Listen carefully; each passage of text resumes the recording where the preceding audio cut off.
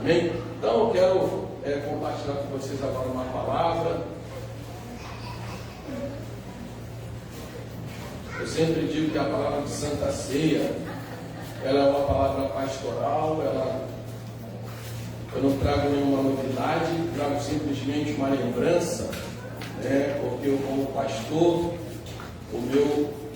o meu papel é estar a cada dia trazendo a vocês a lembrança, ensinando, orientando para que vocês sejam apresentadas a Deus como igreja santa, imaculada, lavada e remida para aquele grande dia. Abra sua Bíblia na carta aos Hebreus, capítulo de número 10. Vamos ler 23, 24 e o 25. Eu confesso que minha vontade hoje era pregar aquela mensagem que foi pregada ontem. Foi pregada ontem lá. Porque foi algo tremendo. Mas eu vou deixar para outro dia. Claro, jamais vou conseguir pregar com a eloquência, do pastor Marcos Feliciano. Mas ontem realmente ele me surpreendeu. Então vamos lá, diz assim, Hebreus capítulo 10, versículo 23, 24 e 25. Guardemos firme a confissão na esperança, sem vacilar, pois quem fez a promessa é fiel. Consideremos-nos também uns aos outros para nos estimularmos ao amor e às boas obras. Não deixemos de congregar-nos, como é o costume de alguns. Antes, façamos as manifestações, e tanto mais quanto vedes que o dia se aproxima.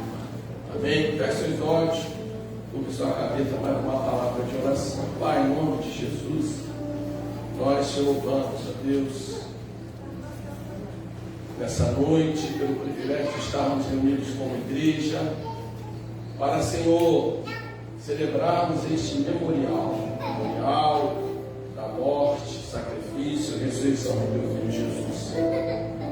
Ó Pai, sabemos da responsabilidade que temos de trazer essa palavra à tua igreja, mas também é um privilégio ser um instrumento, ser um canal de vida para o teu povo. Por isso eu te suplico, Senhor, em nome de Jesus, use de misericórdia para comigo mais uma vez, a fim de que não seja as minhas palavras, os meus argumentos, que faça cada vida aqui nessa noite entender o cuidado, o zelo, o amor que tu tem para cada um de nós, mas que seja o teu Espírito Santo falando através de mim, e que a tua palavra encontre guarida nos corações e traga os resultados esperados, em nome de Jesus. Amém. Então, amados, esse texto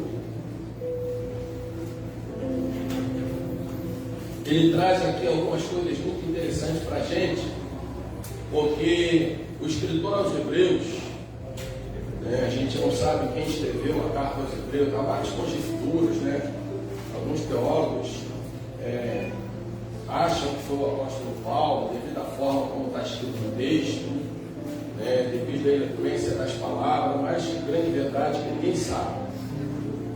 Mas o escritor aos Hebreus, se você for perceber, toda essa carta, ela vai tratar da supremacia do ministério de Jesus. Ela vai tratar sobre a superioridade do sacerdócio, do sacrifício de Cristo, de tudo que Ele fez por nós, porque é uma carta escrita direta aos hebreus convertidos, porque o início da igreja, no início da igreja primitiva, a grande maioria dos seus membros era de judeus. Aí você pode perguntar, mas pastor, está dizendo que carta aos hebreus, Mas os judeus acabaram se tornando sinônimo de hebreus, quando na verdade a gente sabe que a palavra hebreu significa significa aqueles que vieram do outro lado do rio. Foi quando Abraão atravessa o rio Eufrates, sai da Mesopotâmia, atendendo um chamado de Deus, e aí daí então surge esse povo hebreu. Mas os judeus surgem a partir da divisão do reino do sul e do norte. Então o povo da tribo de Judá passa a ser chamado de judeu. E aqui o texto fala justamente sobre isso, uma palavra que vem aos judeus, aos hebreus, ao povo escolhido de Deus. E ao longo desse capítulo 11 a gente vai perceber que fala de algumas posturas, de algumas atitudes que o povo de Deus precisa ter para não perder a sua fé, não sucumbir ao longo da sua trajetória de vida com Deus.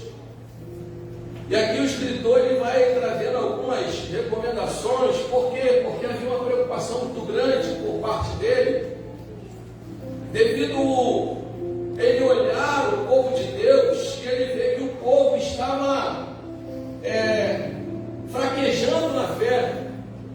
O povo estava permitindo com que as influências do judaísmo, da religiosidade, as influências das religiões pagãs, as influências do século vindouro, naquela época também, estavam exercendo uma influência tão forte sobre o povo de Deus, ao ponto do povo estar começando a desistir da sua fé, ao ponto do povo estar começando a deixar de acreditar na promessa que Deus havia feito a eles.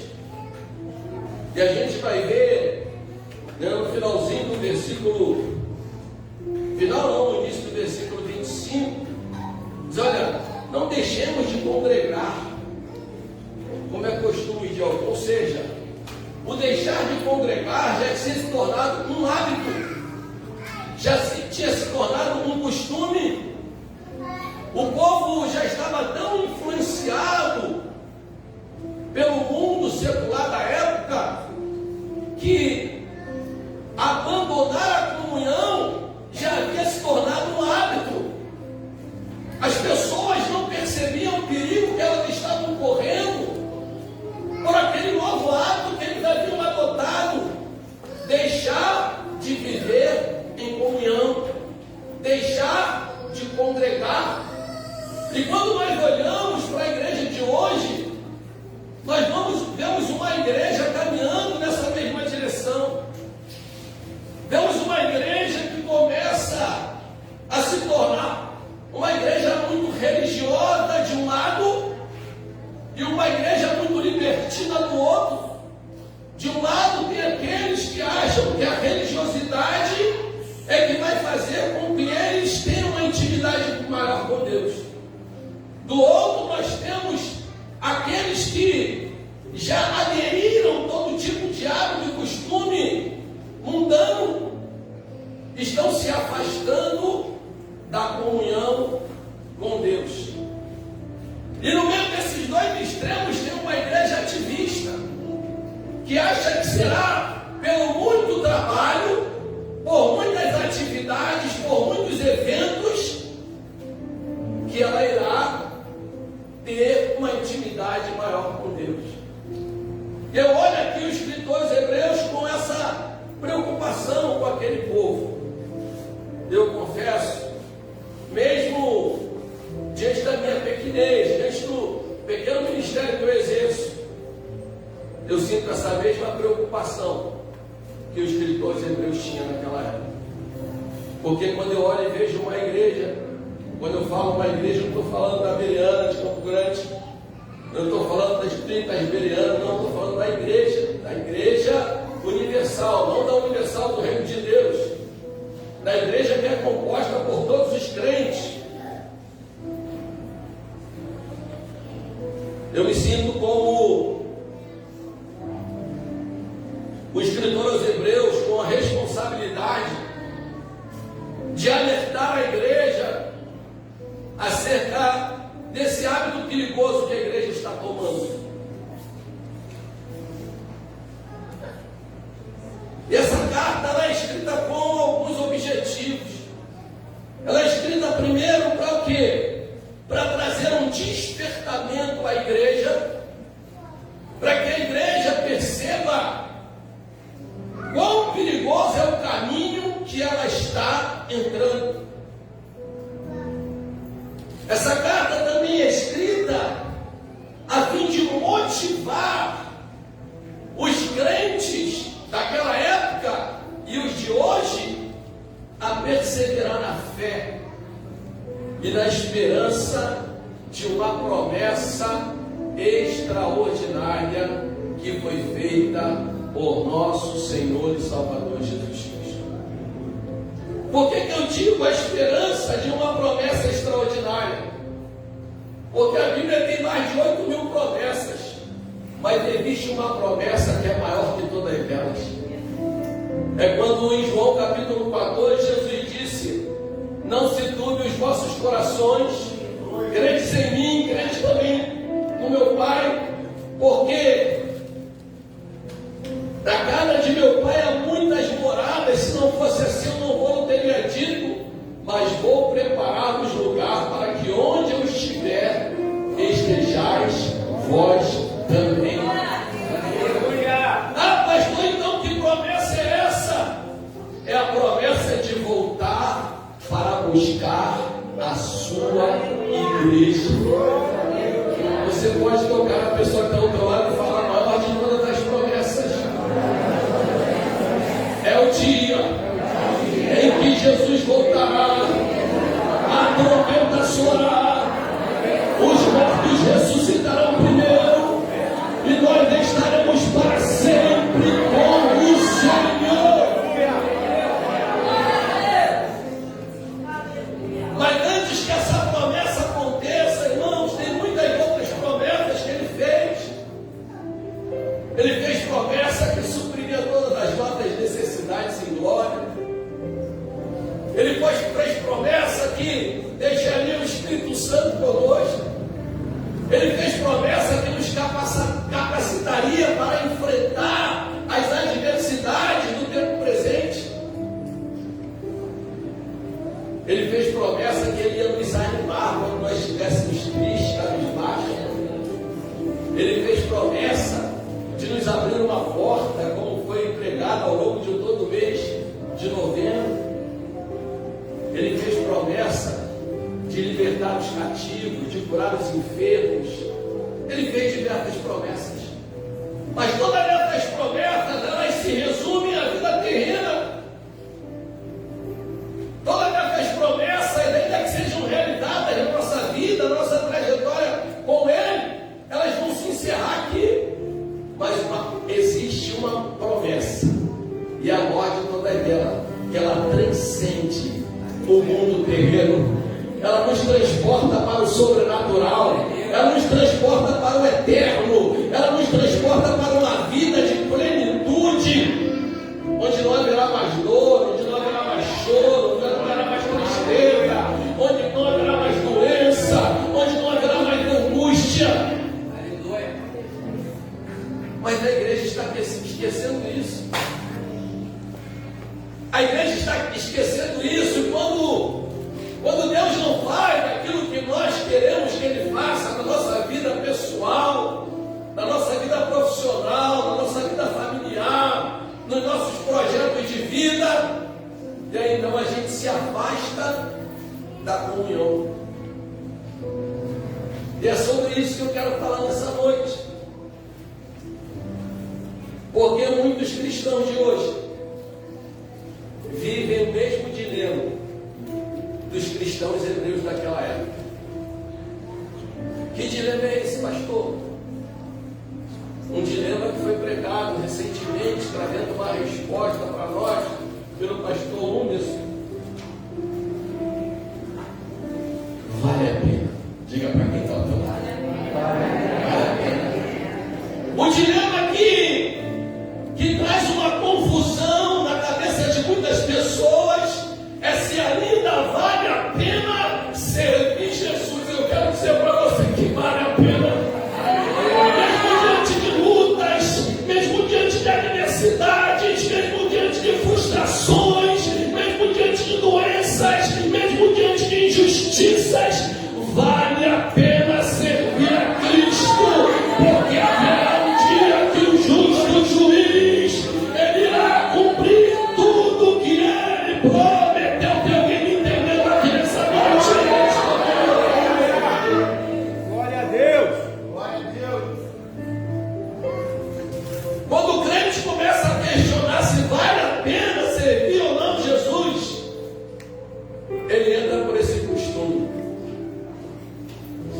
de abandonar a comunhão. E congregar para ele se torna algo sem muita importância. Hoje, na igreja, eu vou repetindo, estou falando da igreja veriana, na igreja local.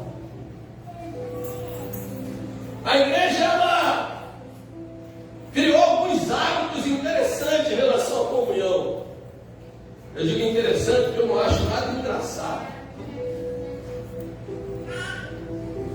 Nós temos hoje os crentes nominais. Ele tem nome de crente, ele tem Bíblia de crente, ele tem o vocabulário de crente, ele se veste como crente, ele anda como crente, mas ele não é crente.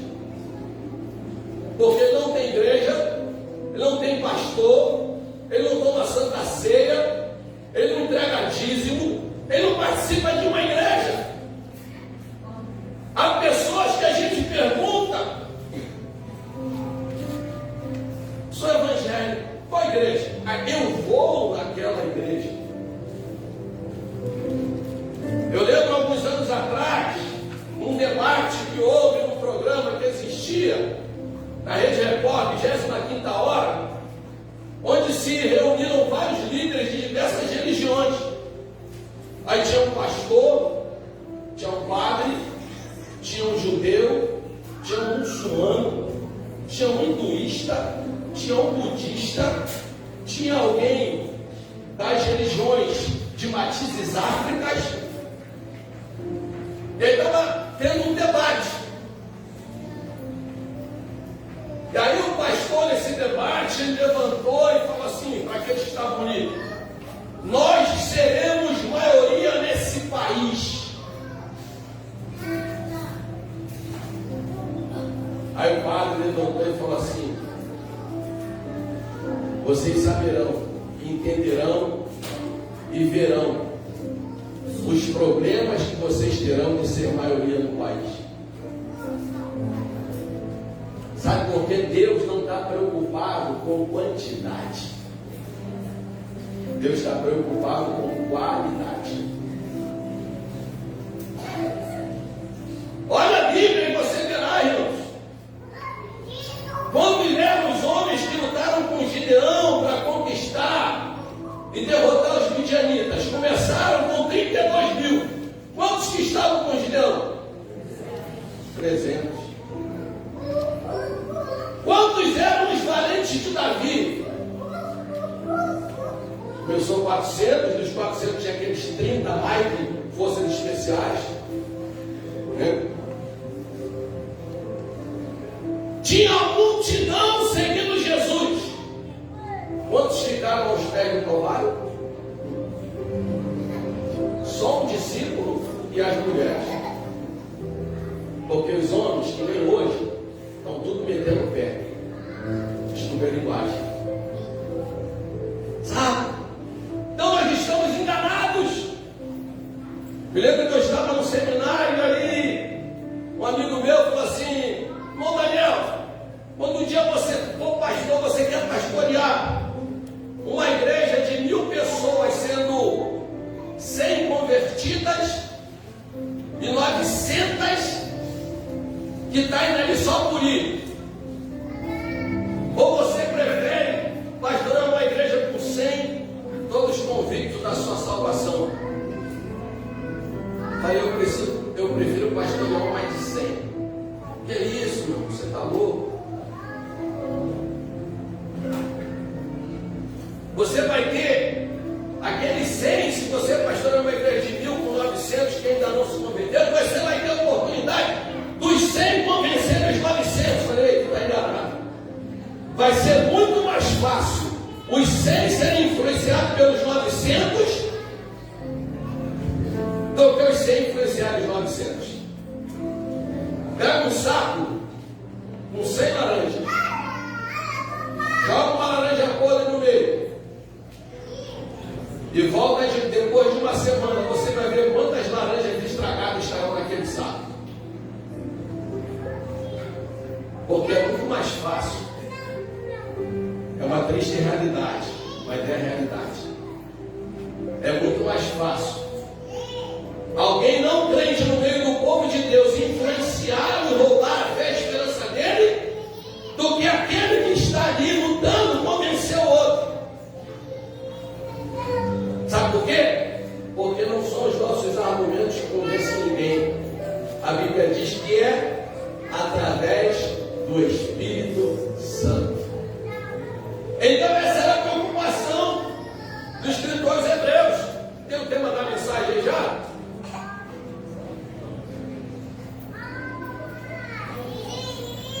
Até esqueci de falar o tema da mensagem. Firmados em Cristo.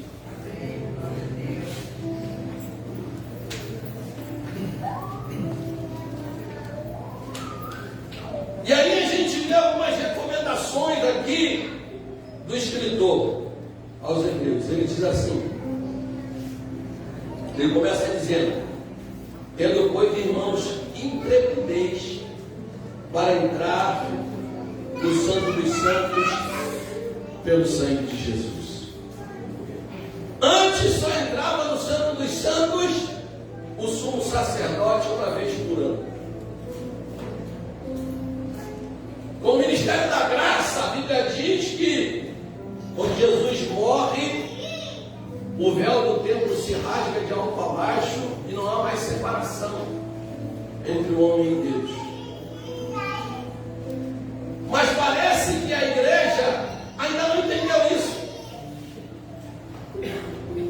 A igreja, alguns irmãos e irmãs parece que perderam essa intrepidez, essa ousadia, essa percepção de que a partir do momento em que eu e você temos um real encontro com Cristo, fomos lavados e remidos pelo seu sangue, recebemos a presença do seu Espírito Santo na nossa vida, Deus nos dá ousadia.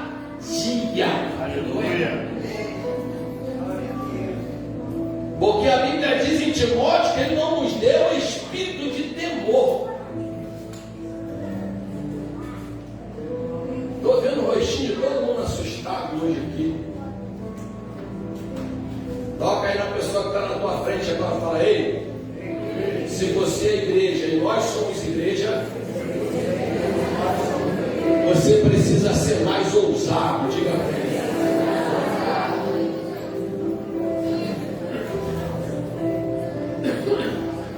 E ele diz: ah, mas a gente entra no Santo dos Santos por onde? Pelo novo e vivo caminho que Ele nos consagrou pelo véu, isto é, pela sua carne, pelo seu sangue. Irmãos, há um caminho espiritual que conecta a igreja com o céu. Um caminho ensanguentado pelo sangue de Cristo que foi derramado na cruz do Calvário. E a Bíblia diz que esse sangue ele é poderoso, porque não é o sangue de qualquer pessoa, não é o sangue de um animal, é o sangue de um Deus que se fez homem, habitou em nós, entregou a sua vida por nós. E no momento em que Jesus ele se torna assunto ao céu, eu posso conjecturar aquele caminho de sangue ligando o homem ao céu. Por quê? Porque só o sangue de Jesus Cristo é que nos purifica de todo o pecado. Tem alguém entendendo aqui nessa noite? Eu e você precisamos entender. A Bíblia diz: se confessarmos os nossos pecados, Ele é fiel e justo para nos perdoar os pecados. Tem gente que está preso por um pecado que ele cometeu, já confessou, já deixou, mas o diabo continua acusando. Eu quero dizer para você nessa noite: se você fez algo que entristeceu o Espírito Santo, se você fez algo que machucou alguém, se você fez algo que escandalizou a igreja, mas se você já se arrependeu disso, se você já pediu perdão desse pecado, se você já largou esse pecado, tenha ousadia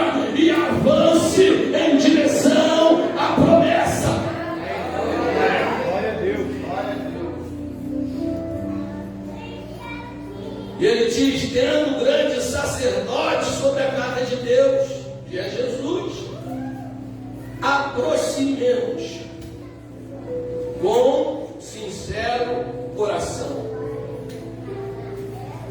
Sabe por quê? Porque quem é lavado e remido pelo sangue do Cordeiro, ele tem um coração sincero.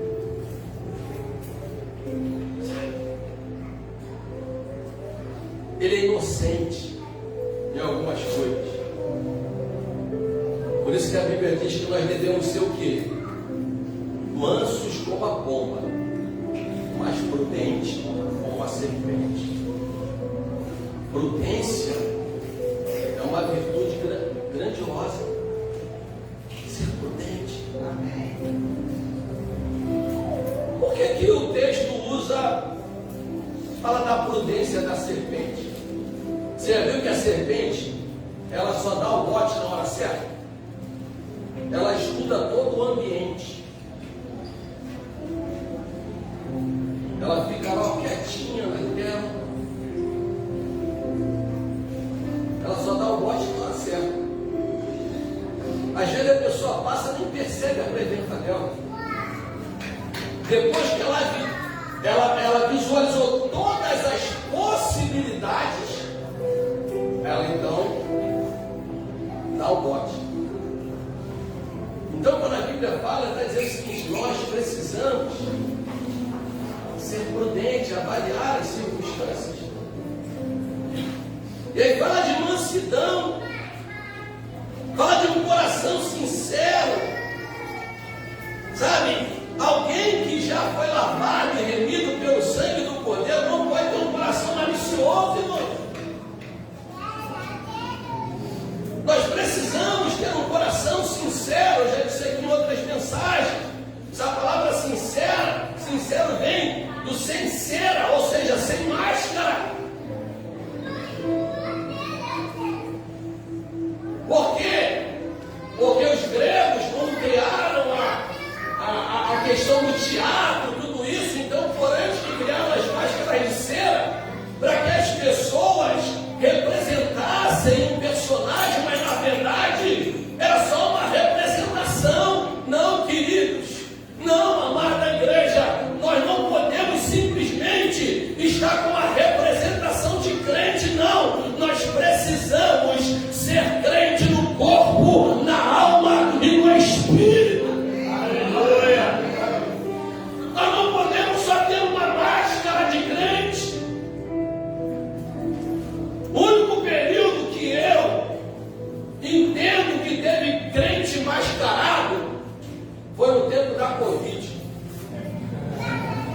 Diga para 2 ou 3 falar: a Covid já acabou. Então não existe mais crente mascarado.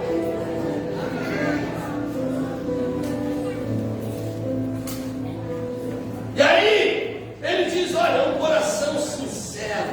Irmão, isso aqui poderia ficar horas nisso aqui, mas o tempo não dá. Em plena certeza de fé, tendo o coração purificado de uma má consciência e lavado o corpo com água pura. Ele está falando de não perder a ousadia de relacionar-se com Deus. Ele está falando de vivermos digno da nossa vocação. Ele está falando de retermos firme a confissão da nossa esperança. Quando diz: olha, guardemos firmes a confissão da nossa esperança.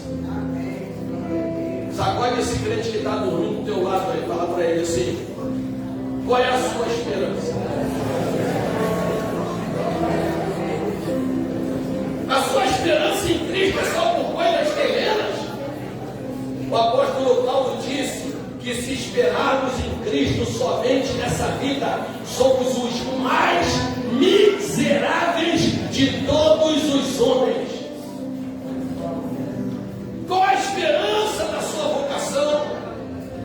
Se alguém perguntar para você por que você é crente, por que você vai à igreja, por que você lê a Bíblia, por que você ora, o que você vai dizer para essa pessoa?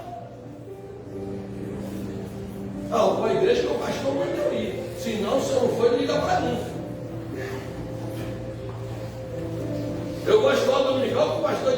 orando para Deus enviar o anjo para puxar meu colchão lá, eu não quero cair na cama.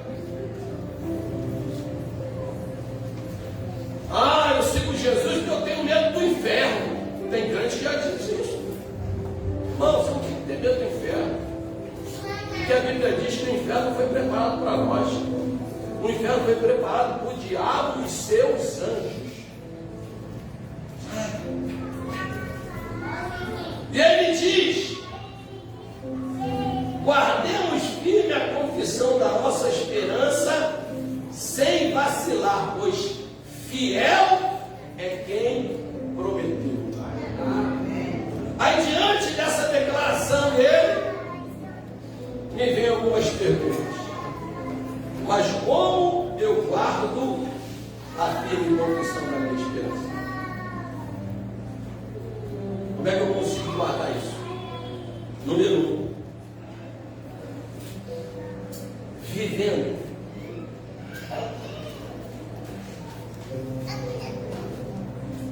O que está nessa palavra? Não há outra forma de nós mantermos firme a nossa confiança. Porque isso aqui é o manual do fabricante.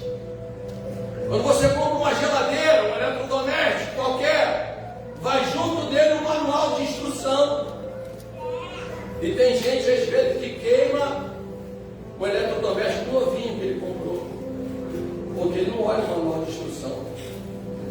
Ele não percebe que no manual de instrução diz que o aparelho é de 110, ele liga no 220. E aí queima. Ou então ele não lê direito como que é o funcionamento, ou quais os procedimentos para aquele aparelho funcionar. Ele vai manusear de forma errada, o aparelho queima. Ele compra uma televisão, ele não consegue assistir nada, por quê? Porque ele não olha o manual. E tem muitos crentes, por não olhar o manual, estão perdendo a sua esperança. Jesus disse: errais, não conhecendo as Escrituras, nem o poder de Deus. E o profeta Oséias disse: o meu povo perece, porque lhe faltou conhecimento. Oséias não está falando de um conhecimento teológico. Oséias não está falando de um conhecimento empírico. Oséias não está falando de um conhecimento filosófico.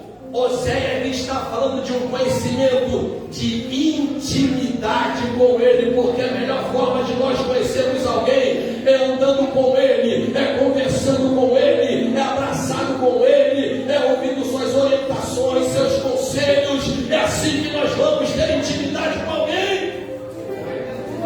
Se queremos ter intimidade com Deus, irmãos, precisamos examinar sua palavra.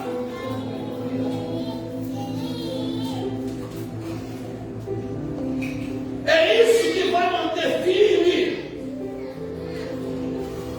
a nossa esperança, porque você vai entender pela palavra que sem Jesus nós não podemos fazer nada. O próprio Jesus disse.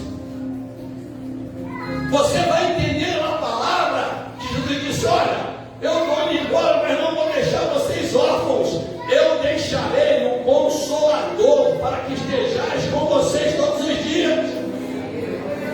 Se você ler a palavra, você vai entender que Jesus, após ressuscitar dentre os mortos e antes de se tornar assunto ao céu, ele disse: eis que foi-me dado todo o poder nos céus e a terra, e eu estarei convosco todos os dias até a consumação do século. Sacode esse crente e diga: você não está sozinho.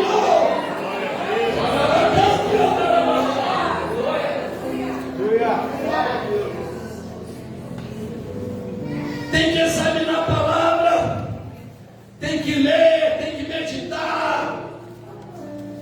Eu nem vou perguntar quem está fazendo a leitura diária, para colocar no grupo, nem vou perguntar.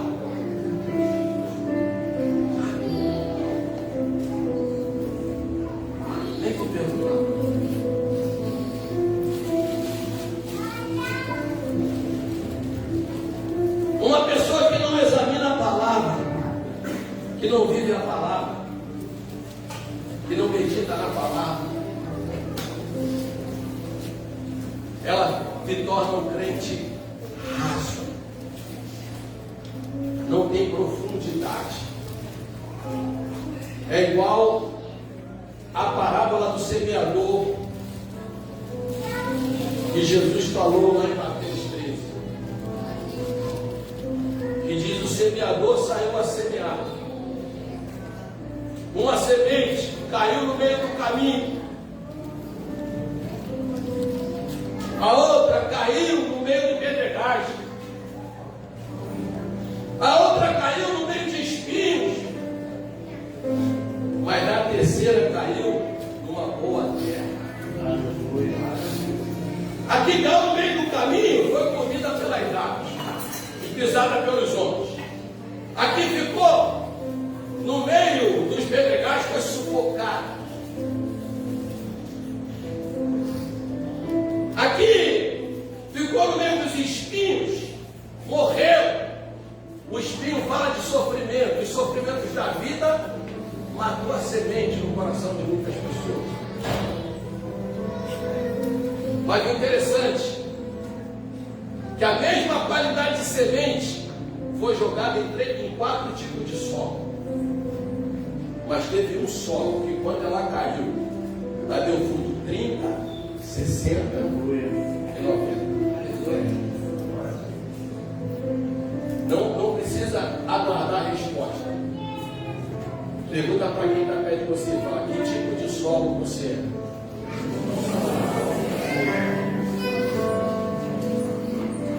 Porque a palavra está sendo colocada, é a mesma para todos. Mas por que só o solo que dá fruto? Por quê? Porque para a terra ser boa, ela tem que ser misturada, quem é do interior sabe. Ela tem que ser adubada, ela tem que ser trabalhada, ela tem que ser revolvida. Tem crente que ele quer ser remexido por Deus, não. Meu Deus. Sabe? Aí não, Jesus, não mexe aí não. Ele é um solo pedregoso. Jesus não pode revirar o solo. Sabe? Quando Jesus vai tocar em alguma área dele ou dela, não, aí não.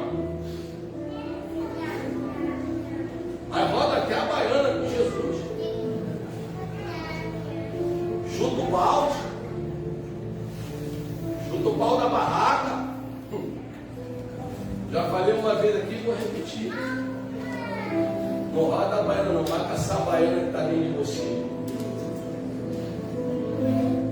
Não chuta o balde, não. Pega o balde e carrega ele e enche ele de água para matar a sede das pessoas que estão sedentas aí nesse mundo. Aleluia. Ah, não chuta o pau da barraca, não. Segura a barraca, alarga as tendas, firma as estacas, porque grande será a obra que Deus vai fazer na tua vida.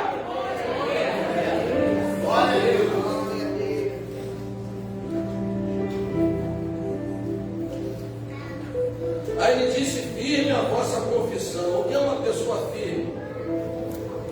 É alguém que não se move com facilidade de um lugar onde ele ou ela está. Tem raízes, tem profundidade, sabe? Tem alicerce, é um crente alicerçado. Por isso que ele diz: manter firme. Tem 4 tipos de crente na igreja: aqueles que não estão firmados, aqueles que estão se firmando, aqueles que estão procurando estar firmado, e aqueles que estão firmados estão ajudando outros a se firmar. Qual crente que você quer ser? Eu quero ser o que está firmado, está ajudando a se firmar. Então ele disse: firmar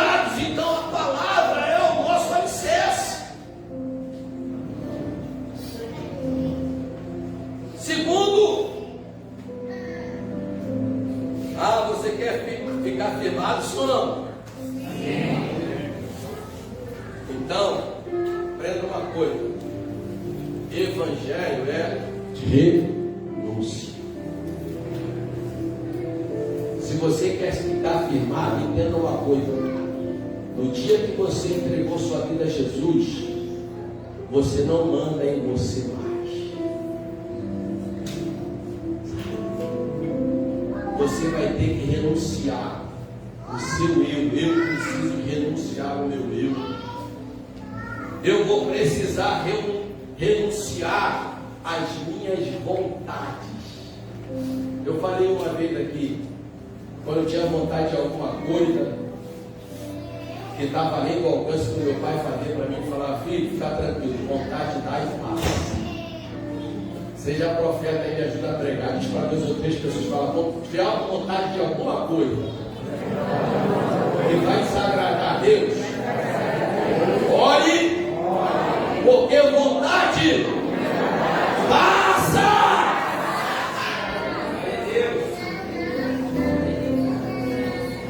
Por exemplo, na parada do ônibus, quando está voltando, irmãos, os caras são violentos. Para você ir no banheiro, você tem que passar por um monte de gôndola. Eu, Jesus, entrei numa gôndola, suspiro. Ai, Jesus. Do outro lado, pede mulher. Eu falei: meu pai, me ajuda, me segura. Do outro lado, chocolate. Eu falei: ai, Jesus, pizza. Aí eu falei: pastor, vamos sair logo daqui. Aí eu fui lá, peguei uma garrafa d'água. Sabe por quê, irmãos? Porque vontade fácil. A Bíblia diz que nós temos que, a Bíblia manda resistir o diabo. Mas da natureza humana ele manda fugir. Eu sou forte. Essa semana eu jejuei. Eu li 10 versículos da Bíblia. Não adianta. Se você deixar, a carne te arrasta. Agora também, quando chegou no intervalo, quando chegou na churrascaria no intervalo, eu entrei na carne.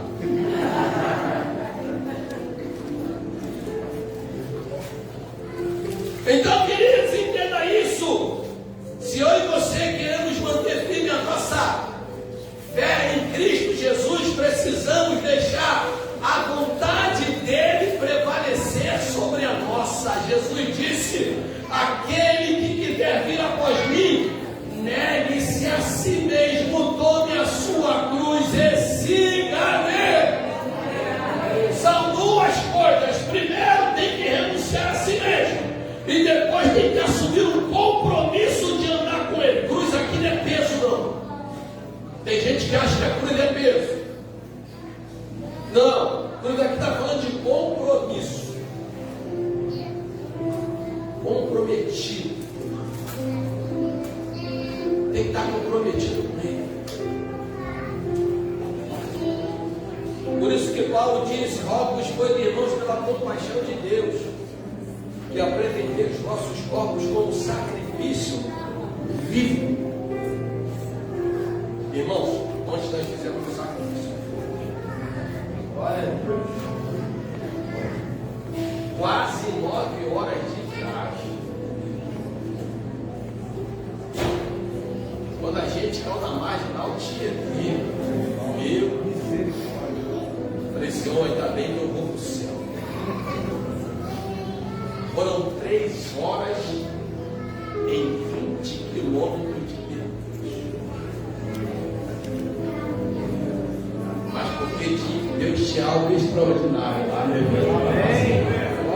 Deus tinha sua glória para ser derramada lá. E nós não murmuramos na nossa trajetória, porque nós estávamos entendendo que aquele momento era um momento de sacrifício, porque nós íamos viver um momento extraordinário naquele dia, um momento poderoso, que nós seremos renovados, fortalecidos. Entenda uma coisa: todas as vezes que você estiver diante de uma situação difícil que está levando você quase ao lado de murmuração, coração, pare e entenda. Tem coisa grande chegando aí. Tem coisa grande chegando aí. A coisa está difícil, o problema está terrível, mas é porque o diabo quer fazer eu murmurar e perder minha bênção. Eu não vou murmurar, eu vou adorar, eu vou me alegrar, eu vou servir, eu vou estar em comunhão, porque tem coisa grande chegando aí. Diga para 2 ou 3 pessoas, fala, se a coisa está difícil, te prepara, porque tem coisa grande chegando.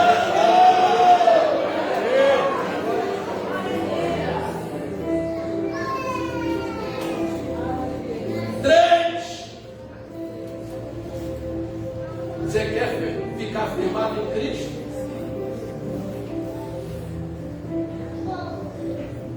Mantenha uma vida de santidade. Pastor, que palavra é essa? Faz tempo que eu não ouvo essa palavra. Santificação significa estar separado para o propósito divino. Por isso que o termo eclesia significa aqueles que foram chamados para fora. Santificação está relacionada ao tipo de roupa que você veste, é claro. É claro que alguém que vive em santificação, a pessoa vai andar com a roupa decente. Não vai ser um açougue ambulante que se veste para gerar desejo nas outras pessoas. A gente se veste com ordem e decência. As nossas palavras são palavras de vida e não palavras de morte. Porque a Bíblia diz que de uma mesma fonte não pode sair água doce e água amarga. Isso é ser santo. Ser santo, irmãos, a nossa concepção vai ser perfeito. Por quê? Porque só existe um perfeito. Só existe um que a sua natureza é santa.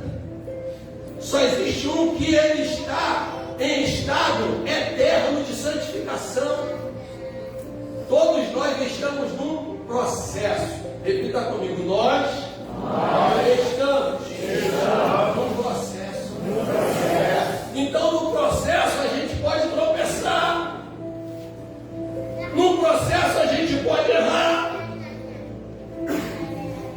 Mas no processo a gente precisa se arrepender e largar.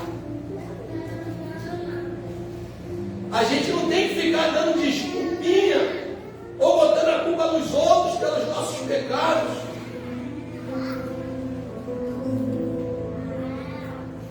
A gente tem que assumir. Por isso que o Senhor disse, através da boca do apóstolo Pedro: sede santos, porque eu sou santo. E a Bíblia diz em 1 Tessalonicenses 4,3 que santidade é a vontade de Deus. O sacerdote, ele tinha uma lâmina aqui, ó, no turbante dele, escrito santidade ao Senhor, na testa. Ele pode ter falado na escola dominical, né? Como é que você falou mesmo aquele estado? Está escrito na testa. Quando o cara vai dar golpe nos outros, está escrito na testa dele que ele é um golpista. Está escrito na testa dele que é um mentiroso, que ele é um trapaceador. Mas quando ele é um crente, ele está escrito na testa dele: santidade ao Senhor. Aleluia. Ele está separado. Ele foi escolhido para um propósito específico. Irmão, esse instrumento aqui, ele foi separado, ele foi consagrado, ele foi santificado.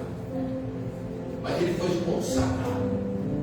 Então, nesse instrumento aqui, nunca ele será usado para tocar qualquer outra música, a não ser aquela que seja para adoração a Deus.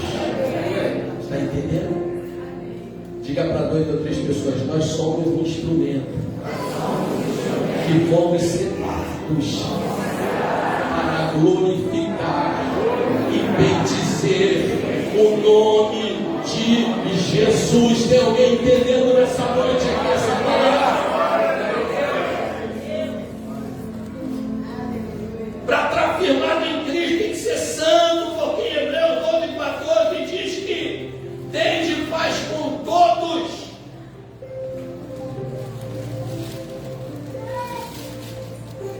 Seguir a paz com todos e a santificação, sem a qual ninguém, repita comigo, ninguém, fala, sem santificação, ninguém. Pode ser bonitinho, pode ser intelectual, pode ser rico, pode ser tudo, mas sem santificação, ninguém verá o Senhor.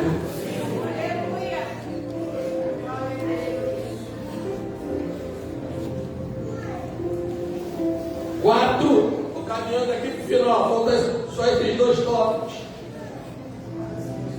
Você quer ficar firme com Cristo ou não? Sim. Então, corra com paciência a carreira que lhe foi proposta, olhando para Jesus, autor e consumador da nossa vida. Correr com paciência.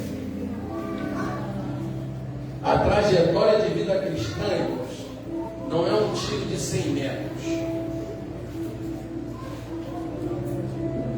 Pastor, eu minha trajetória de vida cristã, eu sou Paulo. Estou cara, o nome vai rápido, eu sou. Eu fico preocupado com o crente que ele aceita Jesus e ele começa a querer fazer tudo. Fala, calma, vai devagar. Não é um tiro de 100 metros, é um processo. A vida cristã é uma maratona. A vida cristã não é um tiro de 100 metros, não é uma corrida rústica de 5 quilômetros, não é uma mini maratona de 21 quilômetros, é uma maratona. Numa maratona você tem que trabalhar com equilíbrio, controlando força, resistência e dominando a respiração. Os corredores daí tem que correr se eu estiver enganado. O máximo que eu já corri é 15 km. Eu nunca me aprendi a correr 42. Uma vez eu fui passar disso, que eu não estava preparado, quase que eu morri. Um carinho, diga para quem está perto de você, fala, não queira fazer aquilo que você ainda não está preparado. Eu já contei a história aqui, não vou repetir, do irmão que aceitou Jesus, era na escola de samba e quis empregar os colegas dele carnavalescos no carnaval. Não tinha ainda nem 6 meses de crente. Aí chegou o pastor me dá aí 10 mil folhetos. Eu vou passar por eu cair. Você já sabe a história.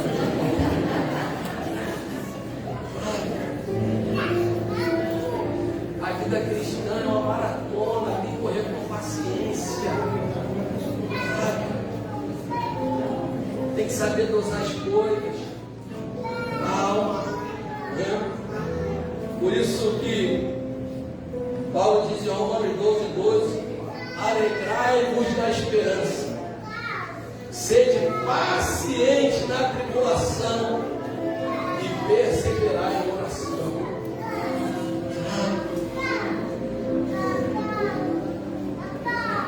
Hebreus 10:36 diz assim,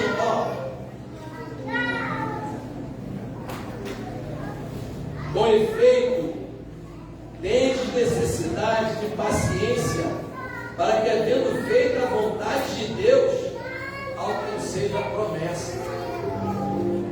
Porque se a gente não tiver paciência para alcançar a promessa, a gente vai ficar ansioso. A ansiedade vai me deixar estressado. O estresse vai me deixar cansado. Vai me deixar desanimado. Vai nos paralisar. E aí daqui a pouco vamos abandonar. Mas quando a gente tem paciência, e a gente lança sobre Cristo toda a nossa ansiedade, Ele cuida de nós.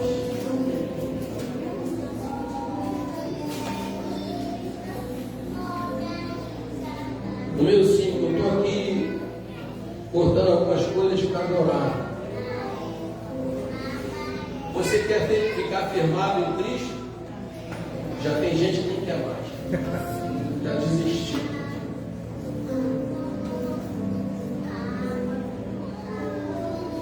Confie nele.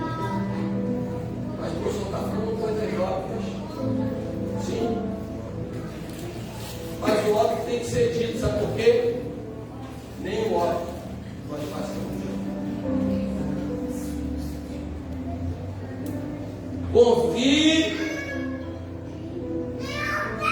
na sua promessa, porque Ele é fiel para cumprir o que prometeu. Se Deus te prometeu alguma coisa, acredite, não desista, porque vai acontecer. Nenhuma das promessas feitas por Jesus caíram por terra.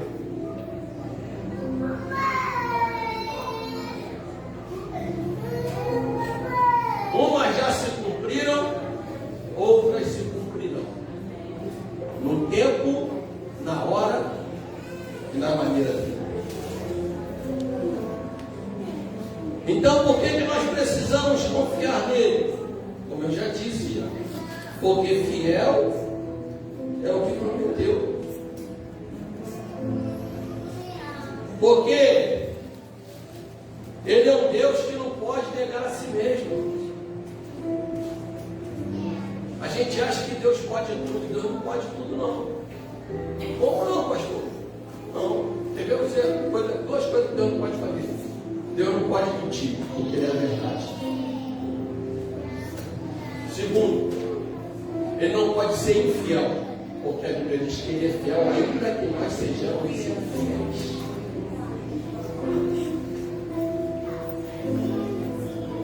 Então eu e você precisamos confiar nele, porque o nome dele, a Apocalipse 19 diz que Ele é fiel e verdadeiro.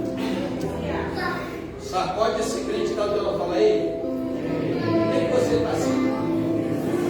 O Deus que eu e você servimos se chama fiel e verdadeiro, e Ele cumprirá cada promessa que Ele fez a nós nessa terra e na eternidade. Aplauda Jesus nessa noite.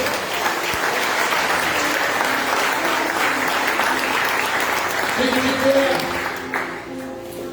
Então o pregador diz aí, fica de pé para você pensar que está acabando.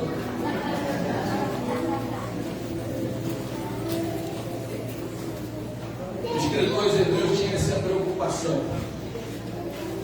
Por isso ele estava passando essas orientações da igreja. Mas ele diz tudo isso para aquele povo por um principal motivo. Ele diz para que os cristãos hebreus se mantivessem firmes na confissão da esperança, porque ele diz assim, porque o dia se aproxima. O dia se aproxima. E quando a gente lê o texto de Apocalipse, a carta às 7 igrejas da Ásia, das 7 igrejas, somente uma